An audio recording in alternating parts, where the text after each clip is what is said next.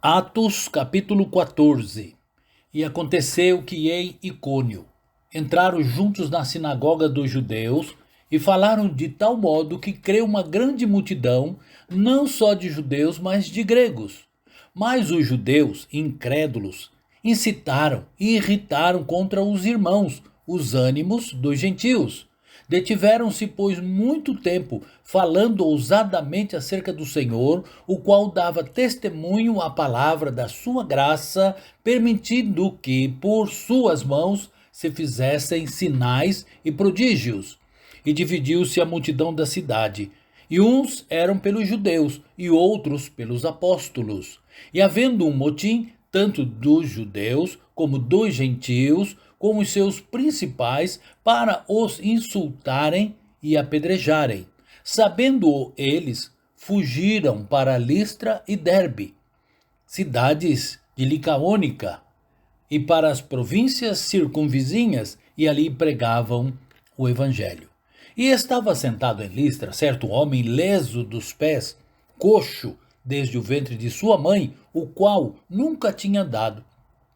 Este ouviu falar Paulo, que fixando nele os olhos e vendo que tinha fé para ser curado, disse em alta voz: Levanta-te, direito sobre teus pés. E ele saltou e andou, e as multidões, vendo o que Paulo fizera, levantaram a sua voz, dizendo em língua licaônica: Fizeram-se os deuses semelhante aos homens, e desceram até nós.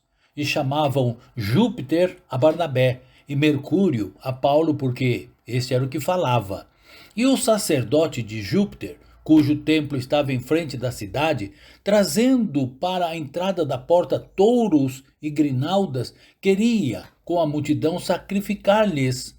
Ouvindo, porém, isto, os apóstolos, Barnabé e Paulo, rasgaram suas vestes e saltaram para o meio da multidão, clamando e dizendo: Senhores, por que fazeis estas coisas? Nós também somos homens, como vós, sujeitos às mesmas paixões, e vos anunciamos que vos convertais destas vaidades ao Deus vivo, que fez o céu e a terra, o mar e tudo quanto há neles, o qual nos tempos passados deixou andar todas as nações em seus próprios caminhos, e contudo não se deixou a si mesmo sem testemunho, beneficiando-vos lá do céu, dando-vos chuvas e tempos frutíferos, enchendo de mantimento e de alegria os vossos corações.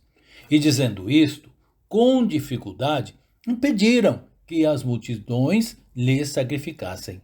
Sobrevieram, porém, os judeus de Antioquia e de Icônio, que, tendo convencido a multidão, apedrejaram a Paulo e o arrastaram para fora da cidade, cuidando que estava morto.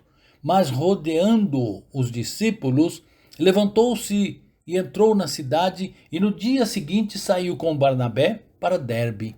E tendo anunciado o evangelho naquela cidade e feito muitos discípulos, voltaram para Listra e Icônio e Antioquia, confirmando os ânimos dos discípulos, exortando-os a permanecer na fé, pois que por muitas tribulações nos importa entrar no reino de Deus. Havendo-lhes, por comum consentimento, eleito anciãos em cada igreja, orando com jejuns, os encomendaram ao Senhor em quem haviam crido.